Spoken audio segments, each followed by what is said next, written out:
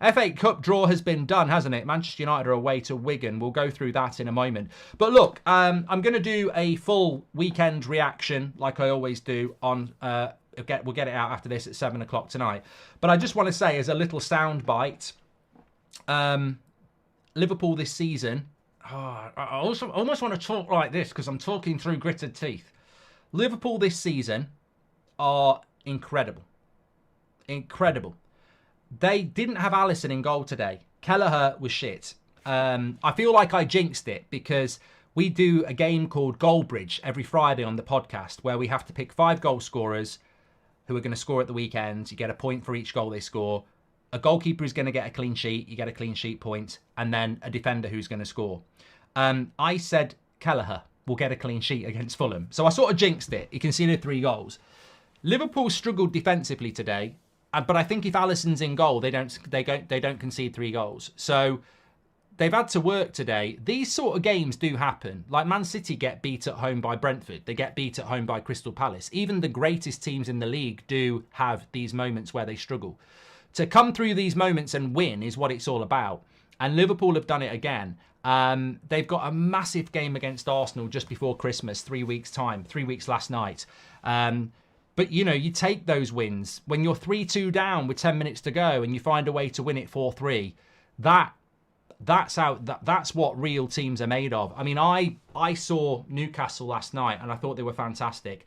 As a Manchester United fan at the moment, I look at Arsenal, I look at Liverpool, I look at Aston Villa, I look at Newcastle, I look at Man City. That's 5 teams who are in a different level to Manchester United. I don't know how Man United get anywhere near top 4 when you've got Newcastle, Liverpool, Arsenal and Man City in the league.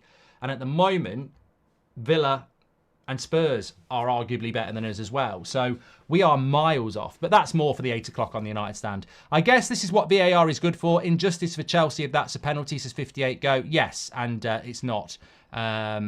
But look, you know, we're not on the United Stand, we're on That's Football. We're here to talk about football. And, you know, I said on the United Stand last night, I'm starting to enjoy That's Football a hell of a lot more. And I'm definitely enjoying the podcast, which is a general football outlet. I sort of get frustrated that when I get called up to go and talk sport, it's always talking about Manchester United because I think I watch a lot of football with you. And I get my enjoyment away from Manchester United now. Manchester United's my passion. I love Manchester United, but they're a horrible team to watch, and they have been for a decade. I found myself last night watching Newcastle and going, oh my God. It was actually a pleasure to watch a team play good football. Like Newcastle, the way they were passing the ball around, it was fantastic. And look, I'm never going to sit here and say I enjoy watching Liverpool or Man City or Arsenal because they're rivals. But sometimes you do find yourself just sitting, watching and going, you know, I sort of respect how well they're coached. And I wish we could be something like that. United versus Liverpool will break records. Most goals scored for Liverpool in a single game and most goals conceded for Man United in a single game, says Jack. I mean, I hope I'm really, really wrong. I hope I'm really, really wrong. But I called Liverpool Man United weeks ago and said if results start to go wrong before it, that game, I don't know whether they'd sack Ten Hag, but that could be the nail in the coffin. I don't know whether we'd sack him after that game. I think that would be massively premature. But I do think because he's already lost 7-0 at Anfield, if we get pummeled again, you'd sort of go, he's going to lose. He's going to lose a lot of support for that, isn't he? It's not a good game for Man United, and it's not coming at a good time for Manchester United as well.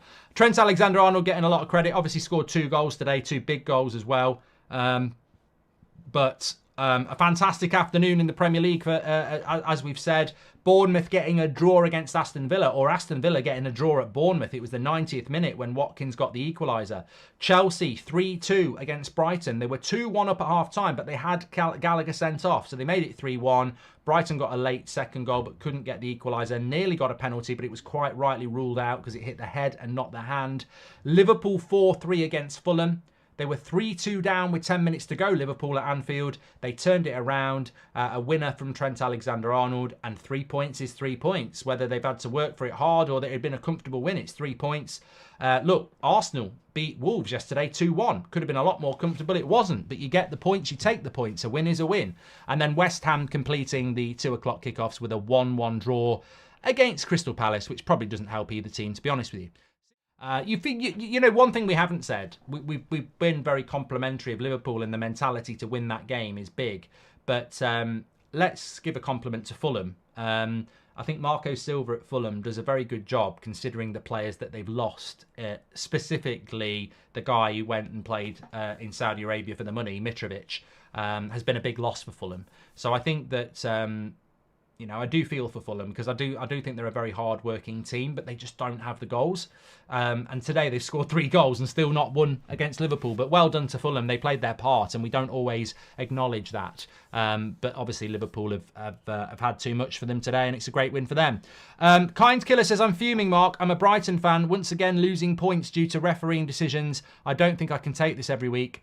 I mean, I don't know what's gone wrong in the Brighton-Chelsea game because I've got to be honest, I was watching Palace West Ham doing some other stuff, and I was sort of keeping an eye on some of the goals where I could find them, but there's things I've missed. And I just want to say as well, though, you know, I'm a massive fan of Brighton, and I looked at their team today. No Mitoma. They played Thursday night. They're through to the knockout stage of the Europa League. They've had so many injury problems. Chelsea don't play in Europe. They've had all week off. You're at Stamford Bridge.